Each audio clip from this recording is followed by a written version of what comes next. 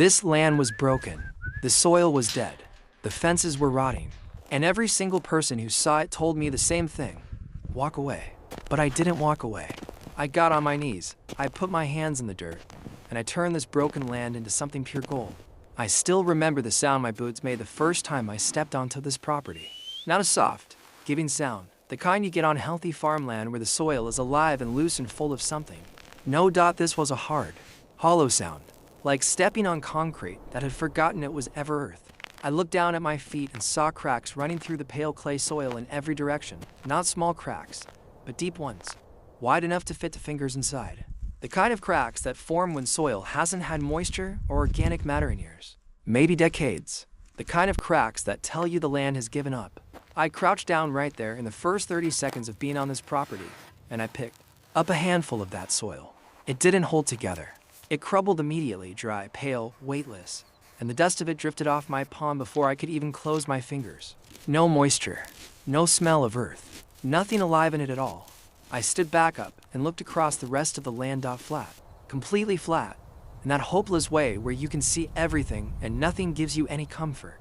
Chest-high dry weeds had colonized most of the surface, not in any organized way, but chaotically, the way things grow when nothing is managing them.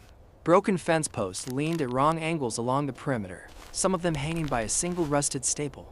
Wire dragged along the ground in loose loops. At the far end of the property, near what I would later call the northeast corner, the ground dipped slightly into a low depression. Nothing was growing there, not even the weeds. Just bare, pale, compacted clay. A place where water probably collected after heavy rain and then baked hard in the heat until it cracked again. A cycle of nothing producing nothing. I had paid money for this. Real money.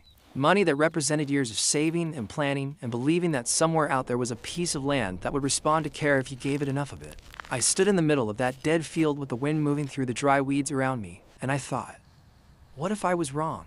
But then I did what I always do when doubt tries to take over.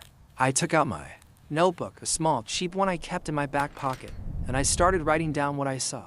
Not what I felt, what I actually saw. The slope of the land, the position of the sun, the direction the wind was coming from, the color and texture of the soil in different areas, where the darkest patches were. And there were a few small areas near the center where the soil had a slightly richer color, as if something had once grown and died there and left a small deposit of organic matter behind. I filled 3 pages before I stopped. And when I looked up from the notebook, I realized something had shifted. The land hadn't changed, but I had stopped seeing what it was and started seeing what it could become. That's when the work began. The first thing I did was walk every inch of this land on my hands and knees. Not metaphorically, literally.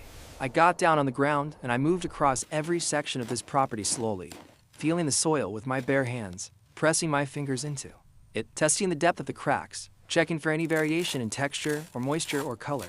It took most of a day. My knees were dark with dust by mid-morning. My hands were coated in pale clay that dried and tightened the skin between my fingers. But I learned things in those hours that I never would have learned standing upright. I learned that the eastern section of the land, the part closest to where a neighboring tree line began, had slightly less cracked soil. Not good soil, but less. Catastrophically bad. Whatever root system existed under that tree line was doing something minimal to the moisture levels nearby. That section would be where I started. I learned that the soil in the southwest corner was the worst on the property, compacted to almost rock hardness at a depth of about 4 inches. Whatever had happened there, heavy machinery, repeated flooding, years of nothing, had created a layer of soil so dense that roots would never penetrate it without serious intervention. I learned that the slight northeast depression I noticed from a distance was deeper than it looked. When I pressed my hand flat against the surface there, I could feel that the clay was actually slightly damp, not from recent rain, but from a very slow, very faint subsurface moisture. Something was moving underground in that direction. It was almost nothing, but it was something. I sat in the center of the property as the sun went down that first day, and I looked at my hands. Dust to clay, the faint orange stain of iron-rich soil. These hands had touched every part of this land now. I knew it. Not perfectly. I was no expert, not yet. But I knew it in the way you know someone after a long first conversation. The beginning of understanding. I opened my notebook and drew a rough map from memory. Marked the worst zones. Marked the slightly better zones. Drew an arrow toward the northeast depression and wrote 2 words next to it, future pond. I didn't know then how right I was about that. Before I planted a single thing, I needed to know exactly what I was dealing with. Instinct and observation could tell me a lot, but the soil itself needed to speak. So I took samples, 3 of them from 3 different zones, sealed them in labeled bags, and sent them to an agricultural testing lab. The results came back 10 days later, and they were, to put it plainly, about as bad as I'd expected. pH too low for most vegetables. Organic matter content critically depleted. Nitrogen, phosphorus, and potassium all showing deficiency levels. The lab report was a single page of numbers that told the story of a land that had been neglected for a very long time. But there was one line at the bottom of the report, in a note section, that the technician had added by hand. It said, soil structure still present. Restoration viable with consistent organic amendment over to 3 seasons. I read that line 4 times. Restoration viable. Not hopeless. Not too far gone. Viable. Meaning possible, meaning worth the effort. Meaning the land still had enough structure in it to respond to care if care was given consistently. And over time. I called the lab. The technician who answered was a woman who sounded like she'd read 1,000 bad soil reports, and knew how to read the person on the other end of the phone as well as the soil itself. I asked her what she meant by restoration viable. She said, it means your soil is hungry, not dead. Feed it right, be patient, and it'll surprise you. I wrote that in my notebook. Feed it right, be patient, it'll surprise you. Those 9 words became the philosophy of everything that followed. I ordered the first truckload of aged compost that afternoon, 3 tons of it, and while I waited for it to arrive, I started pulling weeds. Clearing weeds on land this size is not glamorous work. It is not the kind of work that makes for good stories or satisfying metaphors. It is just hard, repetitive, physical labor that starts before the sun is fully up and ends after it goes down. I pulled weeds by hand where I could, grabbing them at the base, rocking them to loosen the root system, pulling steadily until the roots released. For the larger, deeper-rooted plants, I used a flat spade, driving it into the soil beside the root ball at an angle, levering it up. For the areas where weeds had formed a dense mat, I used a heavy hoe, chopping and lifting and piling. My hands blistered on the 2nd day. By the 4th day, the blisters had hardened into calluses. By the end of the 1st week, my hands felt like different hands, thicker, rougher, more capable. The land was changing my hands before I had changed the land. Every pulled weed went into a pile in the northeast corner. I wasn't wasting them. Weeds are organic matter, and organic matter, composted properly, becomes soil amendment. Even the worst things on this land could be converted into something useful. That was the principle I was trying to live by. At the end of day 7, I stood in the middle of the cleared land as the sun set. The weeds were gone. The broken soil was exposed, pale and cracked and raw. It didn't look better yet. Cleared dead land can look more barren than covered dead land. But it was honest now. All pretense removed. Just the land and what it actually was, waiting to be told what it could become. The compost arrived on a Tuesday morning in a truck so heavy it left tracks in the clay near the gate. 3 tons of rich, dark, aged organic material. The smell of it when the truck bed lifted was extraordinary. Deep, earthy, alive. Everything this soil was not. Yet, I moved it by wheelbarrow, load after load from the delivery pile near the gate, across the property to the growing zones I designated.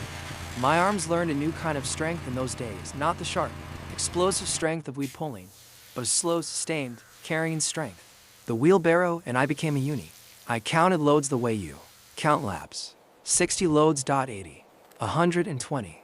I spread the compost 4 to 6 inches deep across the main growing zones and worked it into the top layer of soil with a broad fork, a long-handled tool for flat tines, perfect for aerating and mixing without completely destroying soil structure. Push the tines in, rock the fork back, let the soil fracture and lift and mix with the amendment above it. Move forward 6 inches. Repeat. It was meditative work, in its own way. Quiet, enough to think. Physical enough to stop you from thinking too much. Just the fork going in, the soil lifting, the dark compost mixing with the pale clay, the slow transformation of one section at a time. After the weeks of amendment work, I stood back and looked at the treated zones. The soil still wasn't what I wanted it to be. Real soil transformation takes months and seasons, not days. But the color had shifted noticeably. Where it had been pale and lifeless, it was now darker, richer looking. And when I dug my fingers in, it gave slightly, just slightly, with a little more forgiveness than it had before. I planted cover crops immediately across the amended zones. Clover and rye, not to harvest, but to give nitrogen back to the soil and hold the amended surface together through the coming weeks. I watered those cover crops by hand with a hose, walking the rows slowly, letting the water soak in rather than run off. Farming soil before farming crops. This was the principle, and it was working. Good soil alone doesn't make a farm. A farm needs structure, fencing, water, shelter, workspace, the bones of a working place. And this land had none of them in any usable condition. I started with the fence. The existing posts were rotten at the base. I pulled each one out by hand, rocking them until the soil released them, then stacking them at the edge of the property. New treated wooden posts went in their place, set in holes drilled with a rented post hole. Digger that made the work go 4 times faster than it would have by hand. Driving those new posts into the ground felt significant in a way that was hard to explain. Each one was a statement, a commitment. This land has a boundary now. Inside these lines, something is going to happen. The wire went on X, stretched tight and stapled, tensioned properly, so it wouldn't sag in the rain or flex in the wind. By the time the perimeter fence was complete, the land looked different from outside the gate. It looked like somewhere, like a place with intention behind it. Then water. The most important infrastructure decision I made on this entire property. I had a well driller come out and survey the land. He walked it slowly with equipment I didn't fully understand, stopped at a point near the center of the property, and said, "Drill here."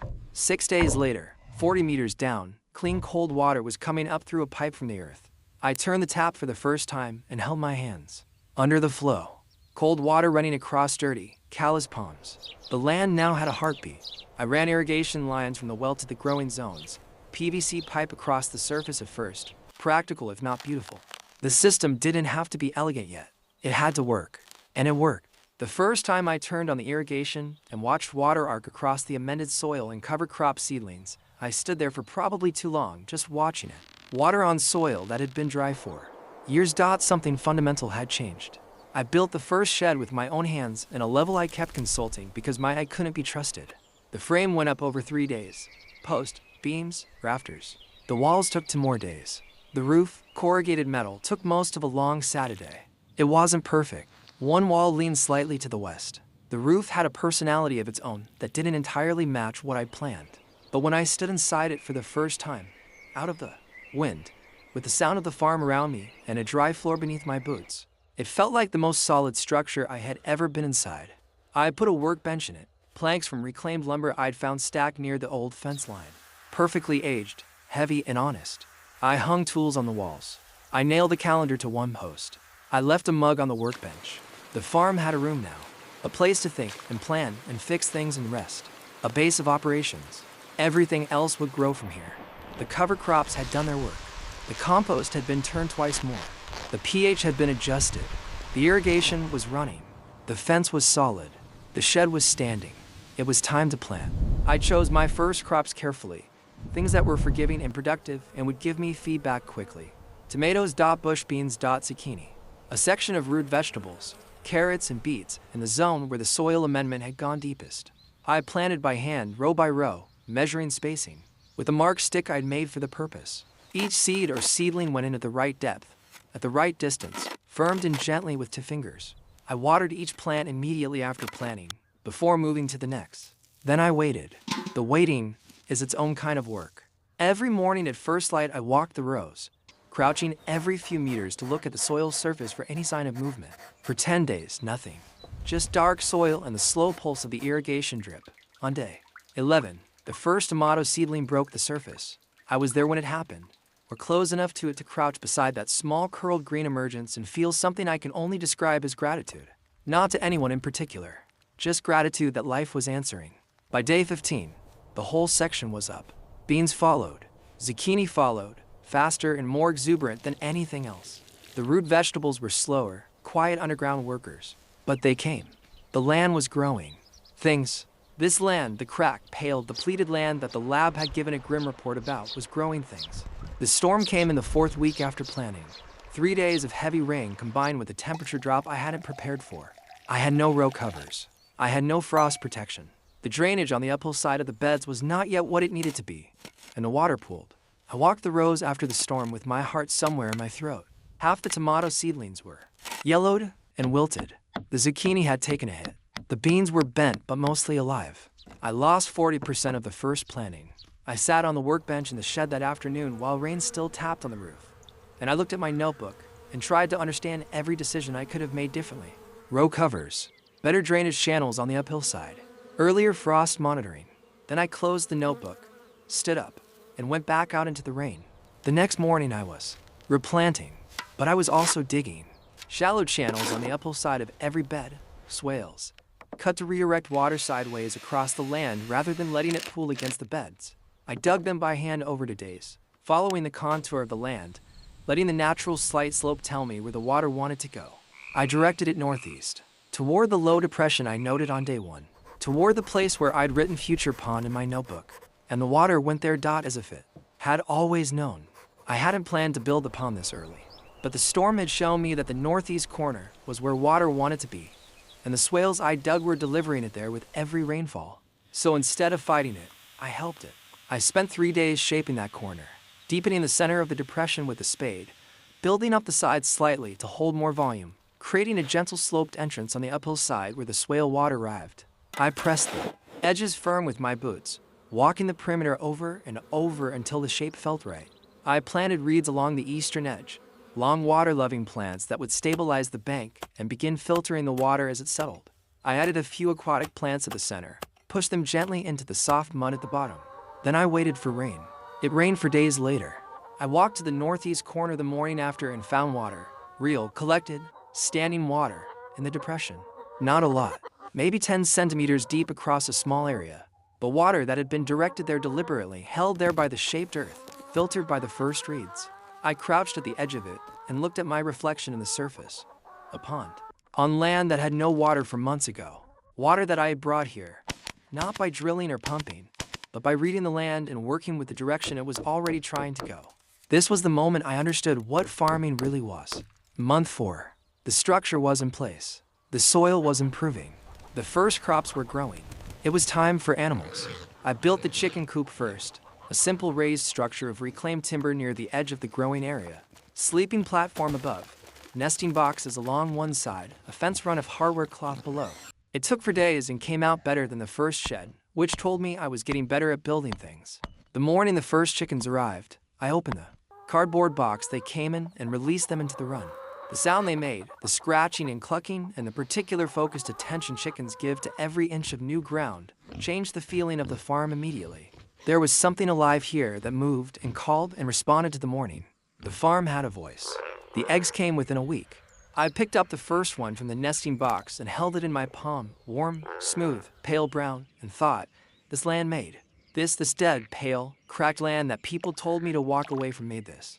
2 weeks after the chickens, I built the pig pen at the far western edge of the property. 2 pigs arrived and immediately began their work, rooting, turning soil, consuming every scrap of kitchen waste I brought them. Their manure would go into the compost. The compost would go into the beds. The beds would grow food. The scraps would go back to the pigs. A closed loop, a living system where nothing was wasted and everything fed something else. The farm was becoming more than a place where things grew. It was becoming something that breathed. 6 months in, a truck stopped at the farm gate while I was working in the beds. I heard it idle, heard a window come down. I straightened up and shielded my eyes against the light. The driver looked at the farm, at the lush beds, the working irrigation, the chickens visible in their run, the shed complex, the pond in the northeast corner with its early reeds, and then looked at me. Is this the same land that was for sale last year? He asked. The dead one? I told him it was.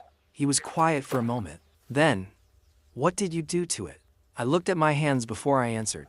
Soil under the fingernails, calluses on the palms. The particular roughness that comes from months of daily contact with earth and wood and wire and water. I fed it, I said, and I listened to it. He drove away shaking his head, but not in disbelief this time. Something else. Something that I recognized because I had felt it myself. Standing at the gate the first morning, the recognition that something impossible had become possible, that the story of a place had changed. I went back to work. I need to be honest, because the story of a farm transformation isn't always momentum and green things emerging. There are dark months. I had them. The summer of the second year came hard. Weeks of heat above what the forecast had suggested. The soil dried faster. Then the irrigation could compensate, and I started worrying about the water table. The tomatoes developed problems. The zucchini bolted. Spider mites found the beans. I was working alone through most of it. The person who'd been helping me had to leave, and the operation had grown to the point where one person couldn't manage everything at full quality. I made mistakes. I overwatered the carrot beds one night and lost most of that planting to root rot. I missed the early signs of fungal infection on the tomatoes until it had already spread. There were mornings where I sat on the workbench in the shed before dawn, coffee going cold in my hands, and I looked at the farm through the shed opening and I just stayed there. Not working, not planning, just sitting with the weight of it. What pulled me out of it every single time was the pond. I don't know exactly when it became the heart of the farm for me, but it did. Every difficult morning, I walked to the northeast corner. I stood at the edge of that water. By then it was 15 meters across, a meter deep at the center, mist coming off it in the early morning, reeds thick around the edges, frogs that had appeared from nowhere, to ducks that had landed one morning and simply decided to stay. Life that I had not planted and had not planned. Life that had found this place because this place had become somewhere worth finding. Standing at that water, every difficult morning, reminded me of what this land had been and what it had become. And I walked back to the beds and I kept going. Year 2, early spring.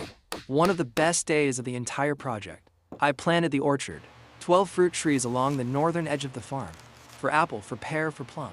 Bare root, delivered wrapped in damp burlap, dormant and patient, waiting to be put into the ground. I dug each hole myself, wider than the root ball, deeper than strictly necessary. Compost and bone meal at the base. I positioned each tree to face the sun at its best angle. I staked each one gently against wind.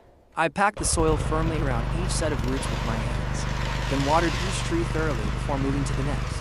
12 holes, 12 trees, most of the day. When I stood back and looked at the row in the late afternoon light, 12 small staked saplings along the northern edge, each one a future. I felt something I hadn't felt since the first tomato seedling had emerged from the soil. Not relief, not satisfaction, something bigger than both of those. I was looking at a decision I had made for the future. Not for next week or next season, for years from now. Those trees would grow long after the immediate work was done. They would be part of this land permanently. And I had put them there, with my hands, one by one. Planting trees is the deepest form of faith there is. Month 11 brought the greenhouse. 8 by 4 meters, wooden frame, polycarbonate panels. I assembled it on the south-facing side of the shed complex over the course of a week. One wall went up crooked on day 2, and I had to disassemble half the structure and redo it. I did it without drama. In month 11, a crooked wall was just a problem with a solution, not a reason to doubt anything. Inside, I built growing benches from reclaimed timber, waist-height surfaces running the full length of both sides. I ran a drip line in. I hung a grow light from the center rafter. The first night after completing the greenhouse, I went in at around 9 o'clock. The outside temperature had dropped sharply. Inside was warm, not tropical, just protected. On the growing benches, the first seedling trays I'd set up that afternoon sat under the grow light. Dozens of tiny green starts, beginning their lives in a controlled, safe, season-independent space. I put my hands flat on the growing bench and felt the faint warmth of the soil in the trays. This farm never had to sleep again. By year 3, the farm had become a system, not just a place where things grew. A living, interconnected, self-reinforcing system. The compost produced by the animals fed the beds. The beds produced food and organic waste. The waste fed the animals and the compost. The pond filtered water and provided habitat for the birds and frogs that controlled insects across the whole property. The windbreak shrubs along the western fence, now nearly 2 meters tall, reduced wind damage and created a microclimate that kept the bed temperatures more stable. The greenhouse extended the season in both directions. The orchard was growing, quietly, in the background of everything. Every part of the farm was connected to every other part. Change one thing, and you changed everything, which meant that the improvements kept compounding. The better the soil got, the better the plants grew. The better the plants grew, the more organic matter returned to the soil. The stronger the animals got, the better the compost. The better the compost, the richer the beds. The farm was feeding itself. Mid-year 3, the farm produced at a scale I genuinely hadn't let myself imagine. The raised beds were extraordinary. The soil, after 3 seasons of amendment and care, produced tomatoes larger than any I'd seen outside of a photograph. The garlic I'd planted the previous autumn came up in perfect uniform rows, bulbs the size of my fist. The kale in the greenhouse had been producing cut and come again leaves through the entire winter without a single break. And then the fruit trees gave their first fruit. Not a full harvest, just a preview, but real. The plum trees produced first, small, dark red, intensely sweet. I was in the orchard row before sunrise on a morning in late summer when I found the first ripe plum. I picked it. I bit into it. It was the best thing I had ever eaten. Not because of its flavor. though the flavor was exceptional, but because of what it represented. This fruit had grown from a bare root sapling I had placed in the ground with my own hands, on land that had once been classified as depleted and worthless, in soil that had once crumbled to dust in my palm. The land had made this. Let me tell you about the morning I understood it was done. Not finished. A farm is never finished, but transformed. Fully, completely, irreversibly transformed. Early autumn, year 3. Before sunrise, I walked out of the shed into the dark field as I do every morning, and I stood at the center of the farm. I turned slowly. To the south, the shed complex, the greenhouse glowing faintly with the seedling trays inside. To the west, the 2-meter windbreak rustling in the pre-dawn air. To the north, the orchard row, silhouettes of 12 trees against the lightening sky, leaves carrying the last of summer. To the northeast, the pond, mist rising from the surface, the sound of frogs and early birds beginning. All around me, the raised beds, dense and productive, the drip lines, the compost bays, the perimeter fence, standing clean and straight. And then the sun rose from the left and everything turned gold. The cracked pale soil that crumbled in my palm on the first morning was now dark, rich, a live earth beneath beds of abundance. The broken, tilting fence posts were clean new timber. The dead depression in the northeast corner was a living pond. The bare northern edge was an orchard. I looked at my hands in the morning light. Same hands that had picked up that first handful of pale dead dust. Now darker, more permanent, marked by the work. The land had changed them, and they had changed the land. People ask me now how I did it. They look at this farm and they ask, how do you take dead land and turn it into something like this? And I always give the same answer. You don't take the land. You don't force it. You listen to it. You feed it what it's hungry for. You follow the direction it's already trying to go. You build what it needs. You plant what it can hold. You wait. You stay. Everyone told me this land was broken, and they were right. It was broken. The difference is that broken things can be healed. Dead things cannot. And this land was never dead. It was just waiting for someone willing to do the work. I was that person. These are my hands. This is my farm. And this broken land turned into pure gold.